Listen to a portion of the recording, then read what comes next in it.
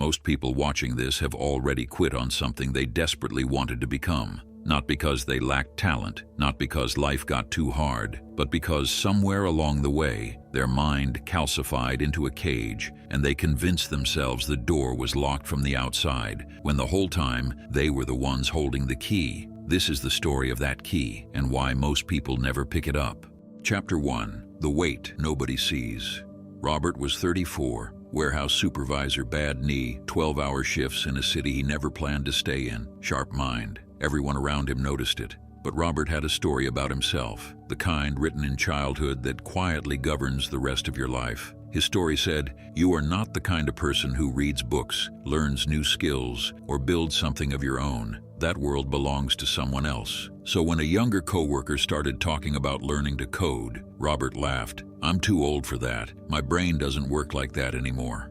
He was 34 years old, already drafting his intellectual obituary. Most people reading this have said something similar, maybe not about coding, maybe about a language, an instrument, a career change, or a business idea. You said those words, and something inside you flinched, because part of you knew they were not true. Part of you knew you had just chosen comfort over becoming. That choice has a cost, and you pay it every single day. Chapter 2. What Zen masters built 800 years before Silicon Valley.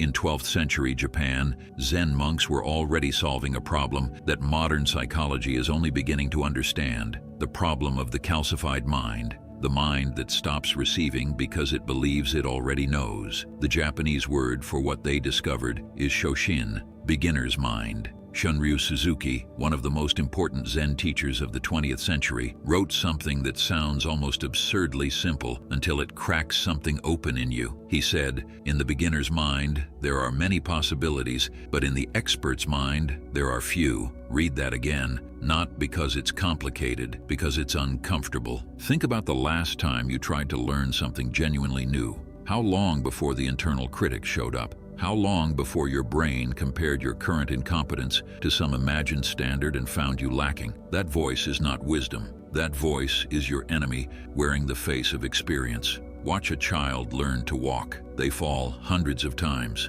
and get back up every single time, not because they are fearless, but because they haven't yet been taught that falling is shameful. They have no identity attached to being good at walking. They just want to walk. Shoshin is the discipline of returning to that state, on purpose, consciously, even when everything in you resists it. Chapter 3. The 3 layers. Shoshin is the foundation, but it connects to 2 other Japanese concepts that complete the architecture of infinite learning. The first is Shuhari, the 3 stages every true master passes through in order without skipping. Shu, you follow the rules completely, no improvisation, no shortcuts. You copy the master, practice the form, and swallow your ego. This stage feels humiliating to adults, which is exactly why most adults skip it and then wonder why they plateau forever. You begin to bend the rules consciously. You have absorbed enough of the foundation that you understand the principles behind the techniques. Now you can experiment. Now your instincts are starting to earn the right to be trusted. The rules dissolve into you. You no longer think about them, you embody them. This is what watching a world-class musician or a seasoned martial artist looks like. It appears effortless because the discipline has become identity. The second concept is do the way. In Japanese philosophy, the word do attached to a practice, kendo, judo, bushido, signals something crucial. The practice is not a destination. It is a path with no end. You are not trying to finish the journey. You are trying to become someone who walks it well. Shoshin tells you how to approach each moment. Shuhari tells you how to evolve. Do tells you why you never stop. Chapter 4. The science that proves the monks were right. Dr. Carol Dweck at Stanford spent 3 decades studying how beliefs about intelligence affect actual performance. What she found should shake anyone with a fixed identity. People who believe their abilities can be developed, what she calls a growth mindset, don't just feel better about learning. They measurably outlearn people who believe talent is fixed. The mindset changes the outcome, not as motivation, as mechanism. Dr. Michael Merzenich, one of the world's leading researchers in neuroplasticity, demonstrated that adult brains retain the ability to form new neural connections well into old age. The limiting factor is not biology, it is engagement. The kind of focused, mistake-tolerant, curious engagement that Shoshin has described for 8 centuries. The brain protected from failure is a brain that stops growing every time you avoid looking stupid, every time you retreat from the discomfort of incompetence, every time you say, "I'm just not that kind of person." You are not protecting yourself. You are shrinking, and the shrinkage is real, measurable, and neurological. Chapter 5. Robert breaks. 3 years after that warehouse conversation, Robert's facility automated its inventory system. 22 people lost their jobs in 1 quarter. Robert survived barely, and only because his manager liked him. That night he sat in his car in the parking lot for 40 minutes before driving home. He thought about his daughter, 9 years old, already learning to code in her after-school program. He thought about the dinner conversation where she'd tried to explain a concept to him and he'd smiled and nodded and understood nothing. He thought, what kind of man can't keep up with his own daughter?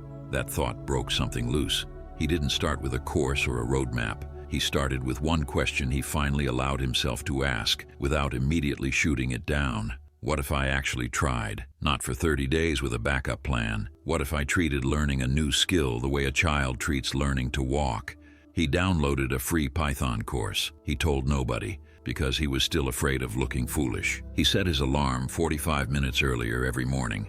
He made mistakes that felt embarrassing. He asked questions on Reddit that probably had obvious answers. He was practicing Shoshin without knowing the word for it. 6 months later, he had automated 3 of his own reporting tasks at work, using scripts he wrote himself. His manager asked who built them. The look on his manager's face when Robert said, "I did," is something Robert still thinks about when the alarm goes off before sunrise. Chapter 6. The paradox that separates the real ones. Here is what nobody tells you, the part that sounds contradictory until it suddenly doesn't. Shoshin requires absolute humility. You must be willing to be wrong, confused, and the least capable person in the room.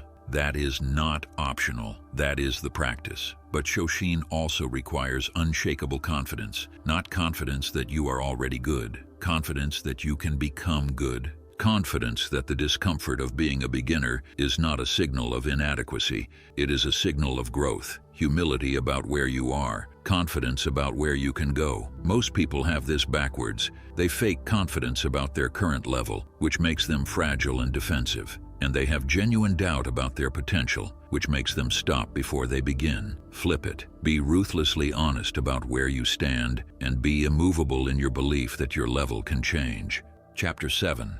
The practice.